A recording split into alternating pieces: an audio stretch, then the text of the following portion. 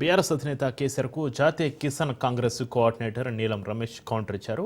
కేసీఆర్ మాటలు హాస్యాస్పదమన్నారు. కేటీఆర్, హరీష్ రావు కవితను నమ్మకనే కేసీఆర్ మళ్లీ బయటకు వచ్చారని విమర్శించారు. కాంగ్రెస్పై విమర్శలు చేయడం పిరికిపంద చర్య అని మండిపడ్డారు.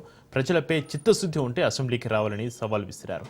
కేసీఆర్ ఉడత ఊపులకు భయపడేది లేదని అన్నారు. మాజీ ముఖ్యమంత్రి తెలంగాణ దొర కేసీఆర్ ఈరోజు చేసిన వ్యాఖ్యలు ఎంత హాస్యాస్పదం అంటే, గత సంవత్సరం నుంచి బయటకు రాని కేసీఆర్ ఈరోజు హరీష్ రావుని, కేటీఆర్ని, కవితని నమ్మక మళ్ళీ తన వంతుగా ఏదో చేస్తా అంటా ఉన్నాడు. తెలంగాణ పైన ప్రేమ ఉంటే అధికారం పోయిన తర్వాత ఈ రోజు వరకు ఎందుకు రాలే బయటకి? రేవంత్ రెడ్డి భయపడుతుండ్రు, కాంగ్రెస్ వాళ్ళు భయపడుతుర్రు అనేది చాలా పిరికిపాద చర్య.